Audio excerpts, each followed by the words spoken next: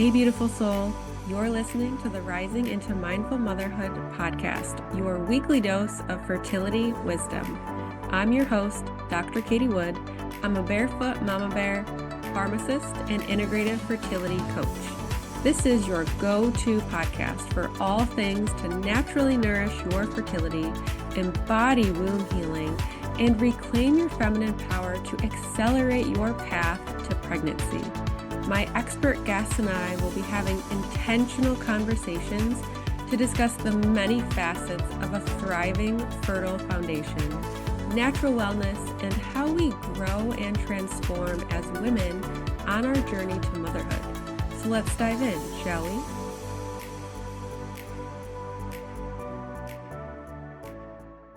Hello and welcome to Rising into Mindful Motherhood. In this episode, I'll be talking with Claire Innes, a fertility and egg quality nutrition expert. She's known for her ability to get real results, cut through the excuses, and be your biggest cheerleader. Claire can take the mystery out of fertility nutrition so you are confident you are doing the right things. In today's episode, we'll be discussing how to understand and optimize egg quality with nutrition. So welcome, Claire. Super excited to dive Hi. into the conversation today. Thank you for having me, Dr. Katie. I'm very happy to be here too. Yes, so I would love to start with, why is egg quality important? Egg quality is everything, in my opinion. You'll be very familiar with it starts with the egg, and I'm sure a lot of your readers and listeners will be too. Egg quality in this puzzle of infertility, when it comes to quantity versus quality, quality is the one thing that we have some control over. And I think in an infertility journey or a fertility journey, control is the biggest thing that's missing, isn't it? You're at the hands of your treatment plan, your doctors, your menstrual cycle. You can do nothing about your age. So therefore, we can do nothing. We can't do anything to grow more eggs. And I think letting go of that on day one and just thinking, there's no point in me stressing about my age because my age is my age. However, the other side of the coin is the quality of these eggs. And if I send my energy, my research, my love there, then that can make a real difference, both in the kind of ability to actually conceive and additional protection against miscarriage. And I don't know if it's the same where you are in New York, but certainly over here in UK and Scotland, there's zero education about egg quality in school. And when I say zero, I mean absolutely zero. I was educated Catholic, so that there's absolutely nothing about fertility at all. But I know when it comes to egg quality, even in non-Catholic schools, it's just not something that comes up, basically. My big passion is educating people on the control aspect and what we mean by egg quality versus egg quantity. I love that. And yes, in America in general, there is a huge lack, a very large gap in that educational piece. And I experienced that firsthand when I was struggling to get pregnant. I experienced it when I was pregnant. There's still just no educational piece on how you can have a healthy pregnancy for you and baby, and especially in the fertility space too. And even when people are spending thousands of dollars on IVF, there's still really not a conversation on nutrition and egg quality. And it's really sad. And that is why you and I do what we do, right? Because we're passionate and we understand this gap, and we want to empower women and couples on their journey. So I love what you were saying about quality over quantity, and that the fact that you have control over the quality, because I know for me, I'm like a type A, determined, motivated woman, right? And I Yeah. know that I attract a lot of women that are the same. So we want to be in that driver's seat and to be in control. And like you said, you may not be able to have control over the quantity, but you can absolutely have control over the quality of your eggs. So even if you only have less than maybe a 25-year-old woman has, you can control the quality of the eggs that you're ovulating every cycle. So I love that perspective that you shared there. And you and I were briefly talking before we hit record, and I'm so interested in learning your perspective and your thoughts on how you guide your clients on how to optimize egg quality. What are your favorite ways and like, how do you look at it and how do you shift maybe your clients' perspectives on how to look at egg quality as well? That's an excellent question, Katie. Understanding is where it all starts. I like to understand, I explain to clients what they need to know about egg quality, and I like to explain why I'm asking them to do anything. So I think a lot of people, when they first start working with a fertility coach, they expect to come away with screeds of actions and screeds of information. Truly, the first thing I talk to my clients about is their goals, their water, and their steps. We keep it really, really simple, and then we add something new in every week. Specific to egg quality, because as you know, I work with in nutrition, so I help women like optimize their body as well as their eggs and their mindset. With egg quality, I think it's more important than anything to explain to women what we mean when we say egg quality and the actual difference it can make. So if I can get a little bit geeky just now, would that be all right? Yes, please. Okay. Your followers will be very, very familiar with the concept of it takes 3 months to improve egg quality. That's probably something that you talk about, and it's probably something that they've read about. But the reason for that is that the process of meiosis, so that's basically from new follicle to egg ready to ovulate. I'm sorry, I can't talk without using my hands. So that process takes 3 months.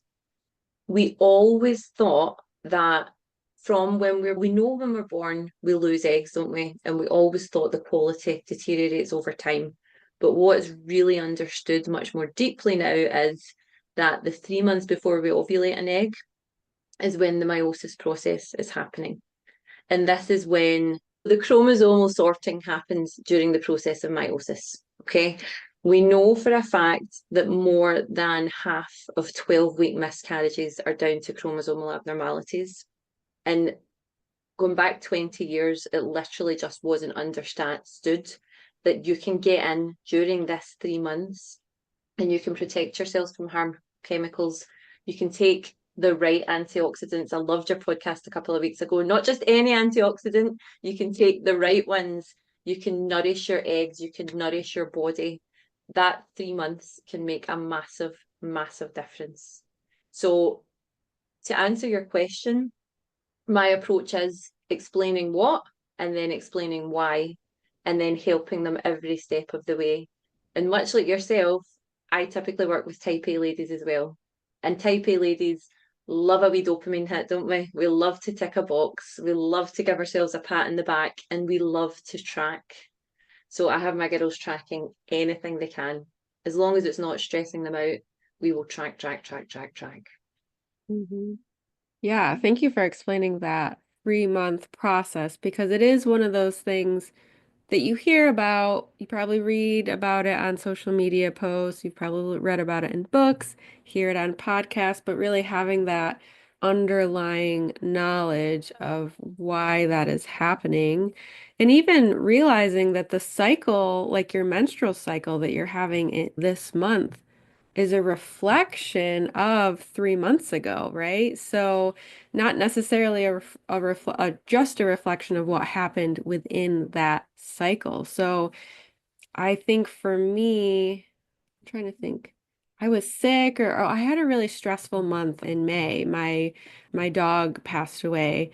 And my cycle a couple months after that was just, it was shorter. It wasn't the same. And it just really can show you how things can really play such a huge part on your egg quality, which ultimately your luteal phase and all those things. So, Yeah, yeah. yeah. So that yeah, that ability for your body to produce the progesterone and actually keep that implantation going.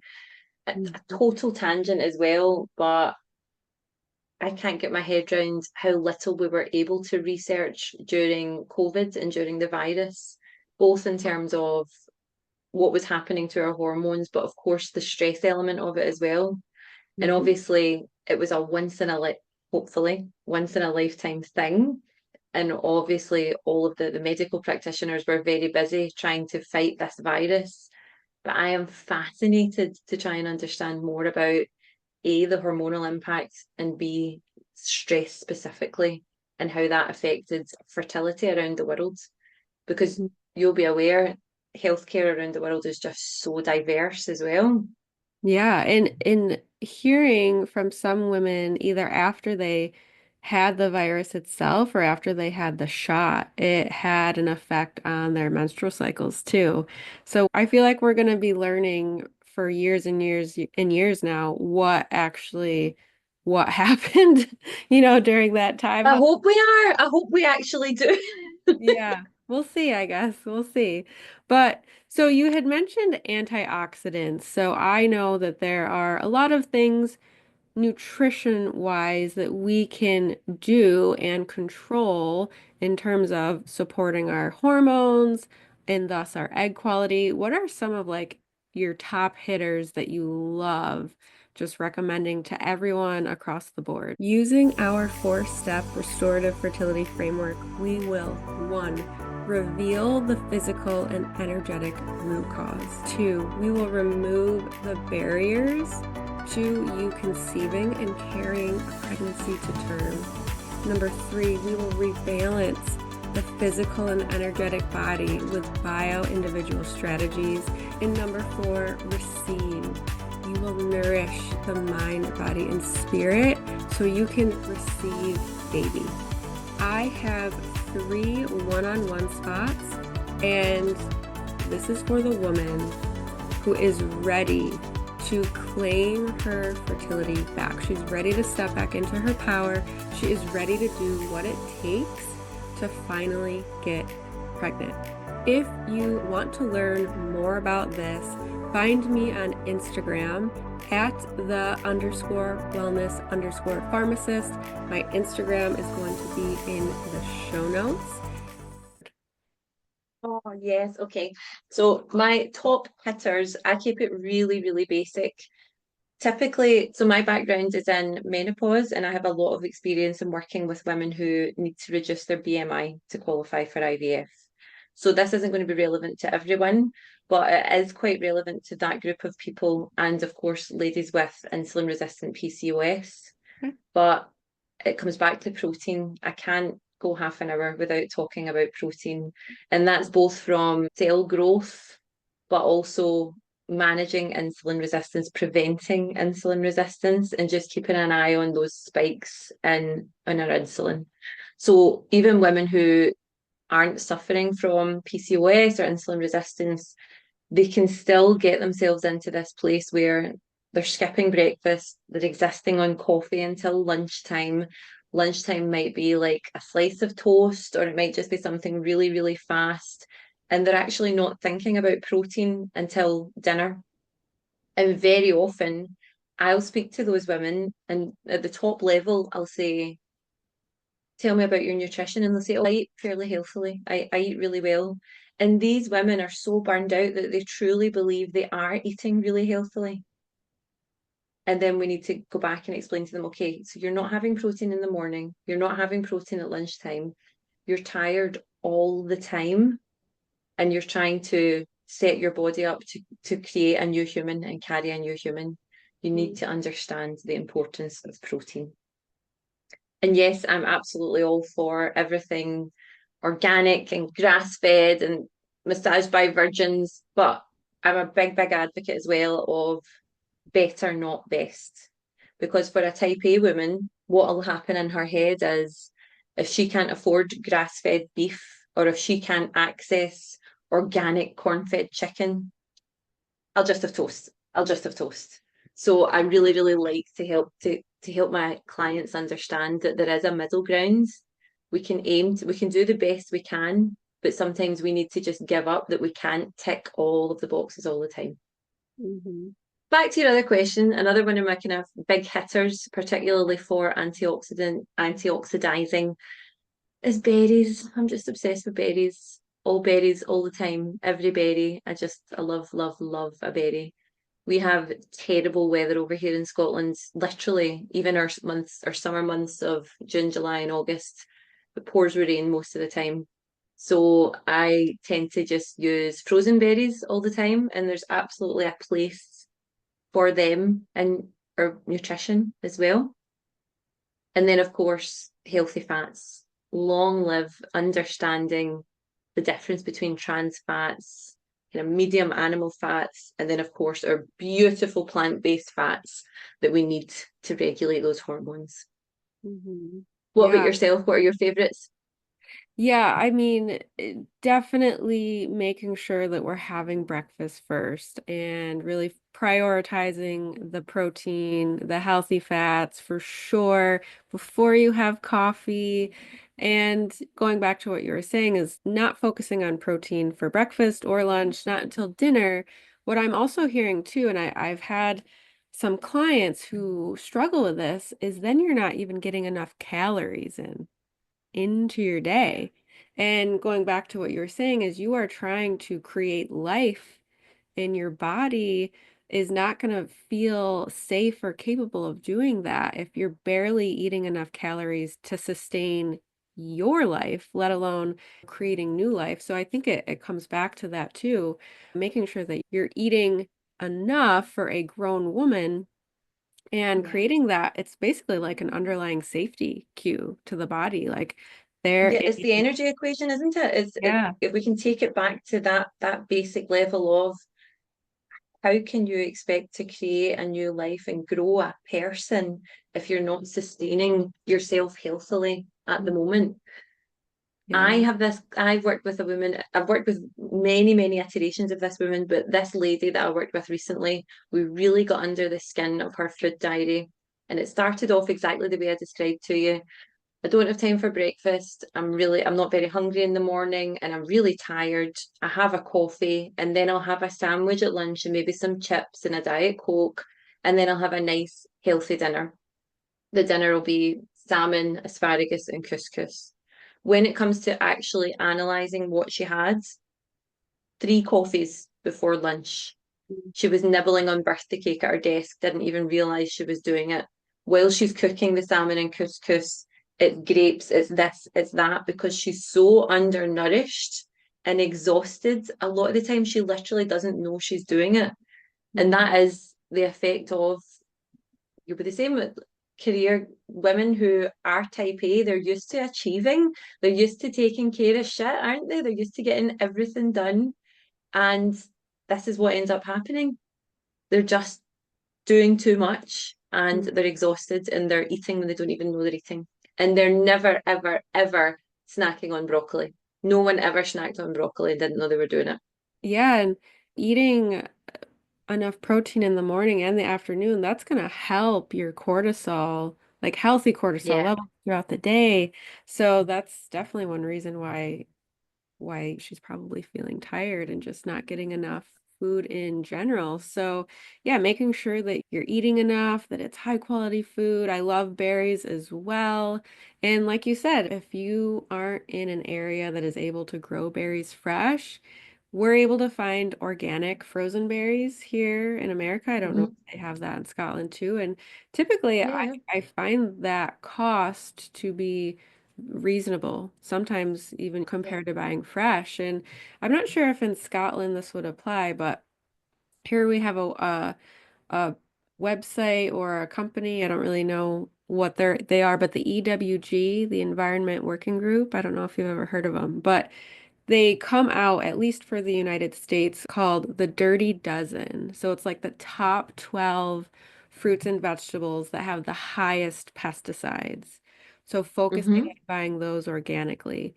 And then they have a Clean 15, which is Yeah. if you can't afford it all across the board organic, you're in a better, safer zone to just get these as conventional produce. So I always find that helpful for anyone who is maybe struggling with that. But I agree, when we have this kind of go all in, go big or go home mentality, it can be hard to accept, oh, I can't, it's just not in the cards for me right now to buy all of this grass-fed, organic. So I like that you think about that mindset perspective beforehand so you can set your Mhm. clients up for success because it can be easy to beat yourself up or feel like, what's the point anyways if I can't do it? You know what I mean? And it's how easy for a type A person is it to get stuck in failure mode? This must be because I ate this. This must be because that glass of wine. This must be because I used to smoke. Type A's blame themselves and they will keep blaming themselves. So this is one of the things I like to anticipate and educate them on in advance. Hmm. Another good example of that, of course, is with endocrine and disrupting chemicals. I'll work with ladies and I would absolutely love it if they can replace everything in their kitchen with beautiful stone and glass. But frankly, most of them can't. So I say to them, okay, these are the big hitters, and I need you to look at your frying pan. I need you to look at things that you're heating food in, and I need you to look at that immediately. And then the other things we'll deal with as we go. What goes into your body first, what goes on your body second. So I think the prioritization process really, really helps as well. They like they need someone just to bounce it off of, don't they? Yeah. Yeah. And almost give the permission slip for them to understand and accept that it's okay if you can't change all of it at once. For anyone who's listening, I have been on like a health detox, clean living journey since 2016. I just got a water filter this year. Like we've been getting, because we have well water, we don't use it. We would fill up our water elsewhere, but we just got a water filter. We just got glass water jugs to kind of like fill it up and stuff. So it's allowing yourself as you can do it, right? Focusing on Yes. what you're cooking your food in, what you're storing or heating your food up in. I like also what you're cleaning your clothes in too, laundry, because Mm-hmm. you're wearing it on your body. And then also like your Yeah, bed yeah, it sheets, sits you're there. sleeping in it, and our skin is our biggest organ. I totally aligned with what you're saying. Just focus on the biggest things. Like I'll say, replace your Yeah. body wash before your mascara. I don't know. That's just kind Yeah. of my opinion because at the end of the day, the mascara is not covering your entire body in something. Yeah. Absolutely. I Yeah. love that. So obviously, we've talked about nutrition, we've talked about some less toxic, non-toxic swaps. What are some Mm-hmm. other topics that maybe people don't think about can affect egg quality? Oh, other topics that can affect egg quality. So of course we've got nutrition, hydration, our supplements, our antioxidants, movement of the body as well. So exercising, I suppose that's more hormone related, and you touched on it on your podcast as well.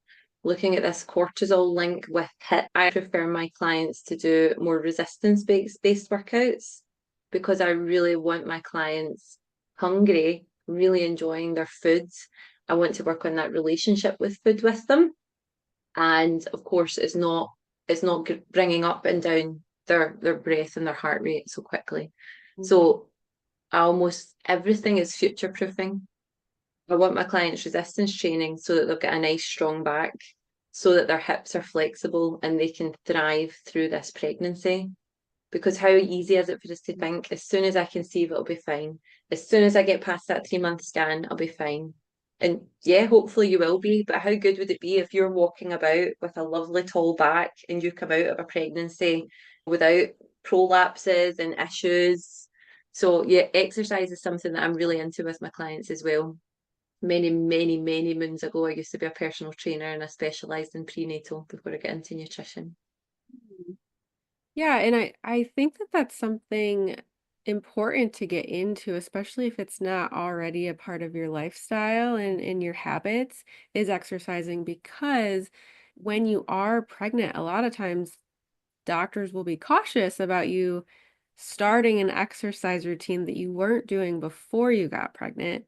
Yeah. And it is really going to have positive outcomes on your pregnancy, on your postpartum, just how you're able to show up for yourself and your baby in those seasons of life. So definitely getting in a routine and since you had mentioned you work with people who have to lower their BMI for IVF, building muscle in your body, and I'm not talking bodybuilder muscle, just getting a little bit leaner, that's going to help your metabolic health. It's going to help so many things. And I actually meant to mention this earlier, not being hungry in the morning, that is not a badge of honor. That means that Yeah, metabolically something is going on. You should something isn't be happening. hungry in the morning. And I do agree, doing resistance-based exercises, weight-based, that's going to help improve that for you. So I think that that's really great. Yeah.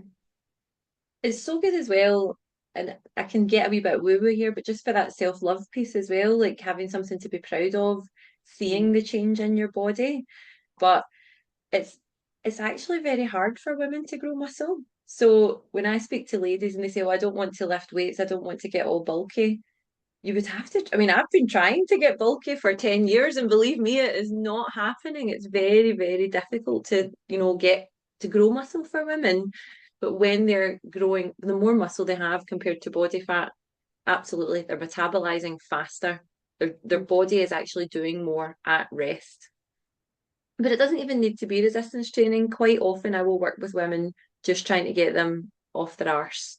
And I'll say this to them as well. So I'm not talking about clients behind their back. My clients love it when I keep it real with them. How many women do you work with that work 60-hour weeks and they're like this, just at a desk the whole time? And I'll say, no, off your arse. If you're doing 2,000 steps a day just now, I want you doing 3,000 next week, 4,000 the week after. And I want you to report in that you've done it, and just having that little bit of pride in an improvement, it can make all the difference. And that can be the thing that says to them, I'm going to cook some chicken breast for dinner instead of calling a takeout because I've went for that walk and I'm doing really well today. And that Mm. kind of internal dialogue is everything. Yeah.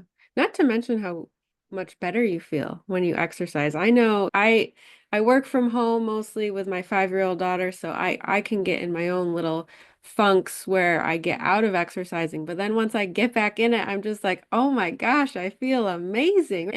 And I don't do 30, 45-minute workouts. I'm doing like 10, 15, and I can just Huh? notice just from that how great I feel and how much energy I have for the rest of the day. It doesn't have to Yeah. be this like crazy workout to see the benefit. Oh no, no. We all, doesn't matter who you are, we all need to start where we are.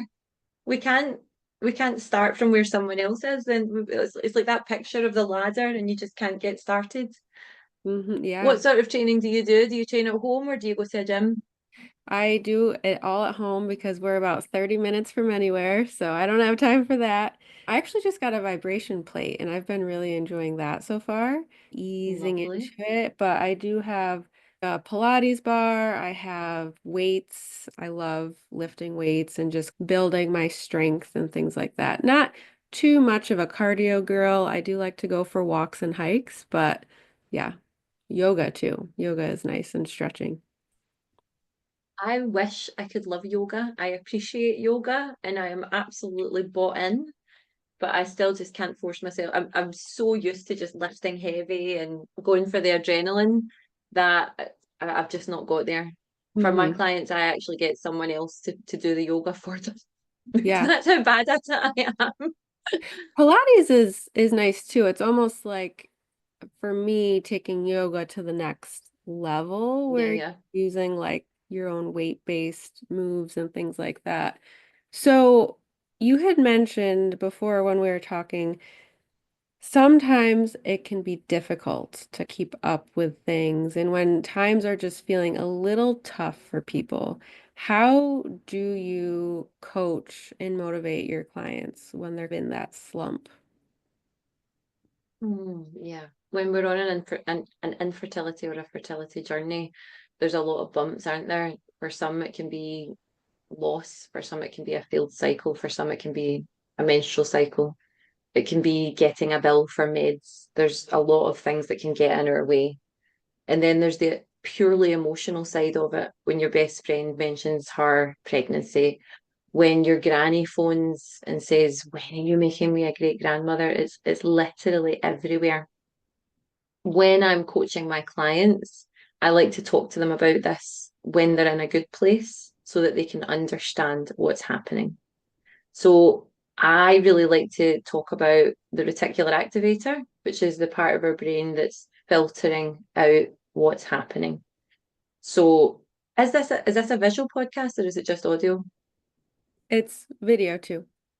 It's video too. So if we think about all the things that are happening in the room where I'm in the room where you are, our brain right now is exposed to, I think it's something like 2 trillion different pieces of information. So there's colors, there's smells, there's light, there's absolutely everything. But my reticular activator, your reticular activator is allowing you to concentrate on what I'm saying and it's allowing you to respond. There's probably 5 million things going on in your background as well. So if we take that one step further, and if we think about it like a kind of old-fashioned radio, like a gramophone, and we think about our brain being dialed in at any particular time. In the States, maybe your brain would be dialed into NPR. Over here, it would be like something like Radio One. But if we are in a bad place, our brain's job, as far as it's aware, is to find more things to make us feel that way. An example is if we're buying a new car, if we're considering getting a Land Rover. I wish I was considering getting a Land Rover. We see them everywhere, don't we?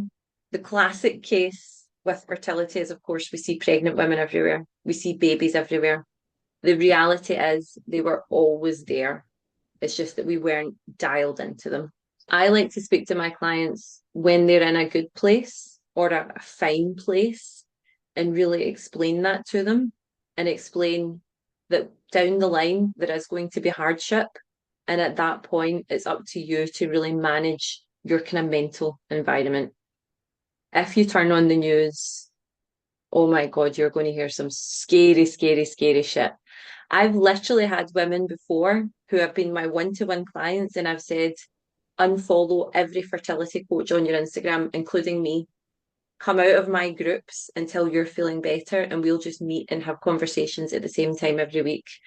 We need to create an environment for our brain where we're not feeding it stress and fear every day. So the flip side of that, of course, is this rephrasing. I think you've done a podcast specifically on gratitude. Finding things to be grateful for is hard to start with, but the more we do it, the more we realize how quickly it is easy to find things to be grateful for. So again, getting back to your question, Katie, I think the whole understanding piece and being able to know in advance, okay, what are my triggers? My trigger, for example, if I'm in a bad place mentally, the easiest way to tell is not by asking me because I'm type A. I'll always say, I'm fine, I'm great, I'm wonderful. But if you go look in my spare room, if it's a mess, if there's coffee cups everywhere, that is the best way to find out what my mental state is. For other women, it's maybe they'll lose their sex drive, maybe they'll lose their appetite, maybe they'll drink more. But the time to really assess this, self assess, is when we're okay. Because when we're not okay, we're not able to look at ourselves clearly, in my opinion. Do you have tips? So let's say someone is noticing, okay, I'm seeing all of these pregnant women, all of these pregnancy announcements. So you have that conversation with them when they're feeling good, when they're feeling fine. What are the ways that you help them come back, at least into a neutral spot? Practicing gratitude every day. So the two kind of most basic ways to do it are ask yourself 3 things that you're grateful for today, or and I do this with my kids now, 3 good things that happened today, but actually writing it down and having that become part of their daily process. Hmm. And of course, as well, when it's the pregnancy announcements, I bang on about this quite a bit. It's possible to have conflicting feelings about the same scenario. Just because you're sad for you doesn't mean you're not happy for her. Just because I'm more sad for what I'm going through or what I've lost or what I'm grieving doesn't mean I don't want that joy for her. It's very, very possible to hold space for both feelings and for both of those feelings to be completely valid, more than valid at the same time. Hmm. And I think, again, like type A, I could talk about type A's all day. We love a bit of guilt, don't we? We love to feel guilty about things. Yeah, thank you for explaining the science behind that because I think that it is easy to just be like, "Oh, find things that you're grateful for and write it down," but understanding why our brains are working in the way that they do. If you're in a bad place, you're just going to keep seeing negative, fearful things, and if you're in like a neutral or a grateful place, you're going to see more of that. And really, it comes down to what is it? Where your focus goes, energy flows. So like what you're Energy focusing flows, yeah. on is, yeah, that's just, you're Or the gonna, opposite is like the mudslides. If you're in a rubbish place, the mud's just going to keep going in the same place. And that literally, I kind of point to my brain. I'm like, if your brain is just thinking same shit, different day, it's just going to keep finding things. All our brains just repeat patterns all the time, but hmm we can deliberately change those patterns. hmm But we need to be very deliberate about it. Waiting for it to happen isn't going to work. exactly. Yeah. So being proactive. And again, it takes it back to something you have control over, right? We do have control over how we decide to react and respond and be in situations and having control over I am going to say or write out 3 to 5 things every day that I'm grateful for. You have that choice that you have to make, and that is a sense of control on your journey. So I know you have a freebie for the listeners, a fertility breakfast recipe pack. I would love to hear a little bit about that. Yeah, so this is my own favorite recipe packs. It might have come across on the what we've talked about. I am not into fluff, I'm not into bullshit. So all of these recipes are really, really quick. If they take a bit longer, they can be prepped in advance, and they are the recipes that I recommend to my paying clients. And that can be downloaded from my website. And if anyone downloads it, I'd love to hear what you think, what your feedback is. Yeah, and just remembering both of us value a good breakfast with the protein and the fat. So I'm sure these recipes are going Yeah. to reflect all of that. Your grandmother was not lying. Breakfast is the most important meal of the day. So Need definitely, to break the fast. yes, Break fast. download that guide and let the listeners know where they can find you, learn more, and connect with you.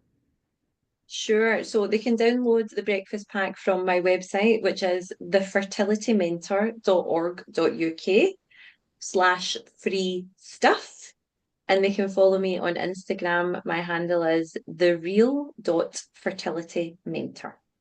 Amazing. And all of those links will be in the show notes. So thank you so much, Claire, for this fun conversation. I feel like it was basically like you and I were having a conversation, which I love. So thank you so much. Oh, it's a privilege, Katie. I've been following your podcast for a while. I love all of your content, so it's a real privilege to chat to you. Thank And I you. hope to speak to you again. Thank you so much for tuning in to the Rising into Mindful Motherhood podcast. If this episode resonated with you or gave you an aha moment, stop what you're doing right now and write a review. This simple act of kindness helps me get this podcast out to connect with as many women as I possibly can. I also have a special offer. If you send me a screenshot of your review, I will take $250 off one of my premium coaching containers. Let me know what resonated with you the most and why. So connect with me in my free Facebook community or tag me on Instagram. You'll find both listed below. Thanks again from the bottom of my heart for tuning in to this episode, and I'll see you next time.